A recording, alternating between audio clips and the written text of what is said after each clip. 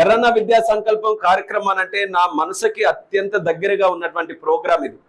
నేను రాజకీయాలకి 2012లో నాన్నగారు చనిపోయిన తర్వాత అడుగుపెట్టాను. అప్పుడు నాకు కూడా రాజకీయాలలో ఏబిసిడి తెలియనటువంటి రోజుల్లో ఎర్రన్నాయుడు గారిని ఫాలో అవుతూ ఆయన రాజకీయాలు ఎలా చేసేవారు, ఆయన తాలూకా డైలీ ప్రోగ్రామ్స్ ఏ రకంగా నడిపించుకునేవారు అనేది ఒక గైడ్ బుక్ లాగా ఆయన తాలూకా జీవితాన్ని ఆదర్శంగా తీసుకొని రాజకీయాల్లో ముందుకు వెళ్ళారు. ముందుకు వెళ్తూ మొదటిసారిగా ఎంపీగా గెలిచారు, రెండోసారి కూడా ఎంపీగా గెలిచారు. రాజకీయాల్లో అలా ముందుకు వెళ్తున్నా కూడా ఎక్కడో మనసులో చిన్న ఏదో ఒక అనుమానం అనుకోండి, లేకపోతే ఒక ఆలోచన అనుకోండి, అది ఉండేది.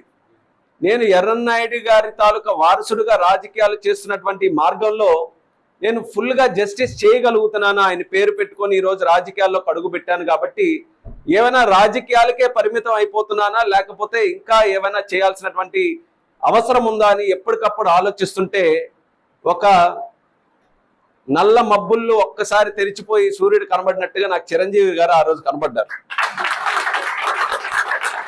అదే ఆ టైంలో నాకు కూడా ఆలోచన ఉండేది, ఇంకా ఏదో ప్రోగ్రామ్ చేయాలి. నాన్నగారిని ఆయన తాలూకా స్ఫూర్తితో 10 మందికి కూడా ఉపయోగపడే ప్రోగ్రాం. కేవలం రాజకీయాలకు ఎప్పుడు కూడా రాజకీయాల్లో ప్రతి సభ ఆయన చెప్పినట్టు ఎర్రన్నాయుడు గారి తాలూకా పేరు తీసుకున్నదే రాజకీయ సభ మొదలు కాదు, ముగింపు కూడా జరగదు.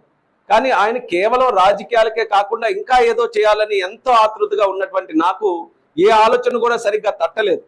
అటువంటి సమయంలో ఎమ్మెల్సీ ఎలక్షన్స్ వస్తే చిరంజీవి గారి తాలూకా అభ్యర్థిత్వాన్ని బలపరచడానికి మేము జిల్లా అంతా కూడా తిరుగుతున్న సందర్భంలో ఆయనతో కొంచెం ర్యాపో బిల్డప్ అయ్యి ఆయన ఏం చేస్తుంటారు, ఎలా వచ్చారు రాజకీయాల్లోకి, ఆయన కార్యక్రమాలు ఎలా చేస్తున్నారు అన్న దాంట్లో ఈ కోచింగ్ తాలూకు అంశాన్ని ఆయన ద్వారా తెలుసుకున్న తర్వాత నేను కూడా ఆ 8 సంవత్సరాలు రాజకీయాల్లో అనేక మంది శ్రీకాకుళం జిల్లా తాలూకు యువతి యువకులతో ఇంటరాక్ట్ అయితే వాళ్ళు కూడా నాకు చెప్పినటువంటి పెద్ద విషయం ఏంటంటే, మేము ఎంత కష్టపడి ప్రయత్నం చేసి ఈ పోటీ పరీక్షల్లో మేము చేయాలన్నా మాకున్నటువంటి ఛాలెంజెస్ వల్ల మేము అది చేయలేకపోతున్నాం. అందులో అత్యంత ముఖ్యమైనటువంటిది ఆర్థిక పరిస్థితుల వల్ల కొంతమంది కనీసం పుస్తకాలు కూడా కొనుక్కునే పరిస్థితి లేదన్న.